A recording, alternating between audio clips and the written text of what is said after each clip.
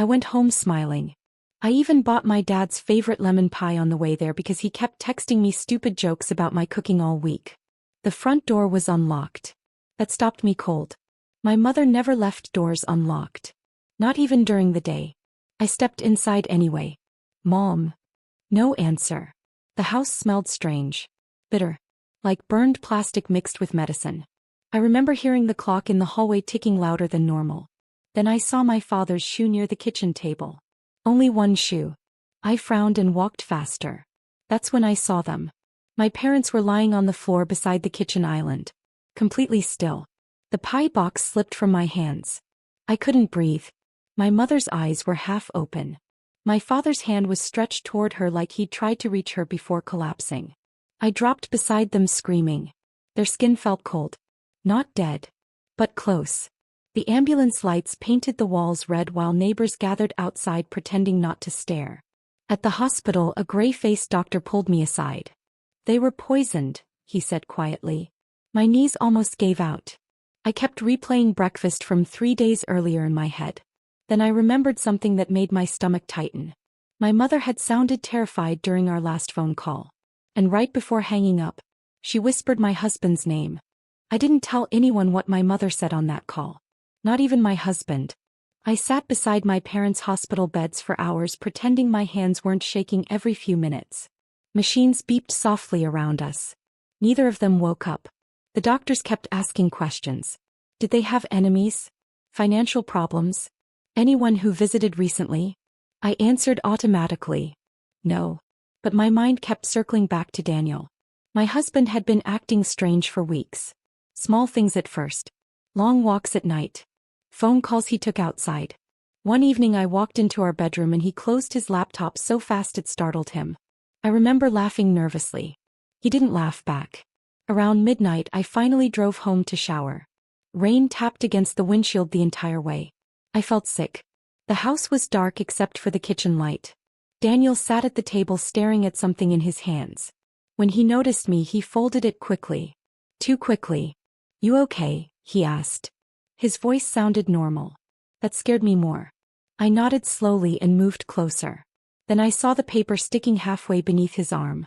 Hospital records. My father's name was printed across the top. I froze. How did you get those? Daniel looked up at me carefully. Like he was deciding whether to lie. Then he said something that made my chest tighten. Because your parents weren't the intended targets. I stared at him. The rain outside grew louder. What are you talking about? I whispered. Daniel didn't answer immediately. He kept looking toward the hallway like he expected someone else to be standing there listening. Then he pushed the papers toward me. Read the toxicology report. My fingers trembled as I picked it up. Most of it looked like medical language I couldn't understand. But one sentence stood out. High concentration detected in wine residue. I looked up slowly. My parents don't drink wine. I know, Daniel said. The room felt colder. He rubbed both hands over his face before speaking again. That bottle was delivered here first. I stopped breathing for a second. What? It arrived Tuesday afternoon while you were at work. No return address. Fancy packaging. I thought maybe it was from one of your clients. I remembered the box now. Black ribbon. Gold label. I never opened it. Daniel leaned forward quietly.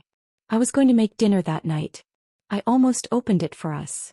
A horrible pressure built inside my chest. Then how did my parents get it? They came by while you were out. Your dad saw the box on the counter and took it with them. Said it looked expensive. I covered my mouth. No. Daniel's eyes stayed fixed on me. I didn't tell police because I wanted proof first. Proof of what? He hesitated. That hesitation terrified me more than anything else. Then he reached into his pocket and placed a tiny silver key on the table. I found this hidden inside the wine box. I picked up the key carefully. It was small. Old-looking. The number 214 was scratched into the metal. What does it open? I asked. Daniel shook his head. I don't know yet. That word stayed in my head.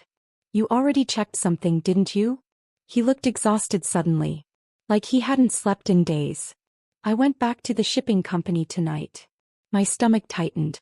The sender used a fake name. Paid cash. But one employee remembered something. Daniel slid his phone across the table. A blurry security image filled the screen. A woman wearing sunglasses stood beside the counter. Her face was partly hidden beneath a hood. But I recognized the scarf around her neck instantly. Dark green with tiny white birds stitched into the edges. My mother made that scarf herself. Only one person owned it. My younger sister, Erica. I felt the room tilt. No, I whispered. Daniel stayed silent. She wouldn't do this. She visited your parents 2 days before they collapsed. She visits them all the time. She also searched poison symptoms online. My head snapped up. How do you know that? Daniel's jaw tightened. Because I hired someone. I stared at him in disbelief.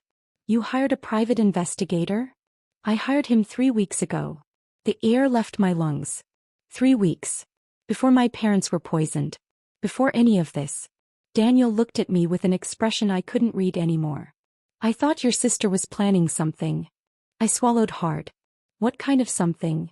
His answer came quietly. The kind that involved you disappearing. I backed away from the table. My pulse hammered so hard it hurt. What are you not telling me? Daniel stood slowly. I didn't want to scare you until I was sure. That ship already sailed. He exhaled hard and reached for his wallet. From inside he pulled out a folded photograph. I almost didn't recognize the woman in it. Me. Standing outside my office 3 weeks earlier. Except I had never seen that picture before. Someone had taken it from far away. My stomach twisted. There are more, Daniel said quietly. He handed me another. Then another. Photos of me at the grocery store. At a gas station. Walking into the gym. All taken without my knowledge. I felt sick. Who took these? The investigator found them in a storage unit.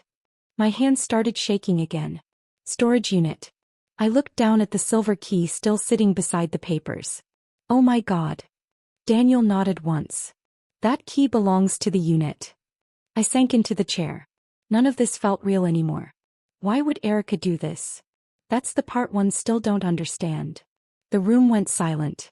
Then Daniel said something that made my skin crawl. The investigator entered the unit yesterday morning. I looked up fast. What did he find? Daniel didn't answer right away. His face lost color instead. He called me terrified. A cold wave moved through my body. Daniel. He said the walls were covered in pictures of you. I stopped breathing. But that wasn't the worst part. My voice barely came out. What was? Daniel looked directly at me. There was a calendar on the wall. I waited. His next words nearly shattered me. Your name was circled on tomorrow's date. I couldn't sleep. Every sound outside the house made me flinch. A car door slammed somewhere down the street around 2 a.m. and I nearly screamed. Daniel locked every window twice. Then he placed a kitchen knife beside the bed without saying a word. That terrified me more than the knife itself. I kept staring at the ceiling trying to understand how my own sister could become someone I didn't recognize. At 3:17 a.m., Daniel's phone buzzed. He grabbed it instantly. His face changed the second he read the message. What happened? I whispered. The investigator. My chest tightened. He's gone. I sat upright. What do you mean gone? He didn't go home tonight. Daniel was already pulling on his jacket. He stopped answering calls an hour ago. Fear crawled slowly through my stomach. Then another message arrived. This time Daniel cursed under his breath. What? He turned the screen toward me. A single blurry image filled the phone. The investigator's car sat abandoned near the river. Driver's door hanging open. Lights still on. Below the picture was a text message from an unknown number. You were warned to stop looking. I felt ice move through my veins. Daniel grabbed his keys fast. We're leaving. What? Right now. Where are we going? Somewhere Erica can't find you. The moment he said her name, the power inside the house went out. Everything dropped into darkness. Completely black. Then came 3 slow knocks at the front door. Not loud. Not rushed. Calm. Patient. I froze. Another knock echoed through the house. Then a woman's voice spoke softly from outside. Claire. My blood turned cold. It was Erica. Neither of us moved. The darkness inside the house felt alive. Claire, Erica called again softly. I know you're in there. Daniel grabbed my wrist hard enough to hurt. Don't answer. Another knock. Slow. Almost gentle. I could hear rain starting outside again. Then Erica laughed quietly through the door. I brought something for you. My entire body locked up. Daniel pulled me backward toward the kitchen without making a sound. He opened a drawer slowly and removed a flashlight. The beam flickered once. Then died. Damn it, he whispered. The house suddenly creaked near the back hallway. Not outside. I stopped breathing. Daniel heard it too. Someone was already in the house. A shadow moved near the dining room. Fast. Then stillness again. I covered my mouth to stop myself from crying out. Daniel shoved me behind him just as a figure stepped into the faint moonlight coming through the window. Erica. Her clothes were soaked from rain. Her expression looked calm. Almost sleepy. But her eyes terrified me. She tilted her head slightly. You weren't supposed to come home early that day, she said softly. My stomach dropped. Daniel stepped forward. Stay back. Erica ignored him completely. She always loved you more, she whispered to me. Even when we were kids. I couldn't speak. She was finally going to tell you the truth. My voice cracked. What truth? For the first time Erica smiled. A tiny broken smile. That Daniel wasn't your husband by accident. I looked at Daniel instantly. His face went white. And in that exact moment, Erica pulled a gun from behind her back. I heard myself scream before the gun even pointed at us. Daniel shoved me sideways. The shot exploded through the kitchen. Glass shattered behind me. For one horrible second nobody moved. Then Daniel lunged at Erica. They slammed into the dining table hard enough to flip a chair over. The gun fired again. I dropped to the floor covering my head. Erica kept yelling something through tears now. Not angry anymore. Broken. You ruined everything. Daniel wrestled the gun away just as I grabbed a heavy ceramic lamp from the side table and swung it with both hands. It cracked against Erica's shoulder. She collapsed hard onto the floor. The gun slid beneath the couch. Silence filled the house except for our breathing. Then Erica started laughing. Quiet at first. Then uncontrollable. Blood ran down the side of her face as she looked up at me. You still don't know, she whispered. Police arrived minutes later. The truth came out slowly after that. Years ago, before I met Daniel, he had investigated financial crimes tied to my father's business. That case exposed Erica's biological father and sent him to prison. She blamed my parents for destroying her life. Then she became obsessed with me. Not because she hated me. Because she wanted my life. The marriage. The family. Everything. My parents survived. Erica didn't resist arrest. But sometimes I still wake up hearing those soft knocks at the door. And I still wonder how long she had been standing outside before I came home that night.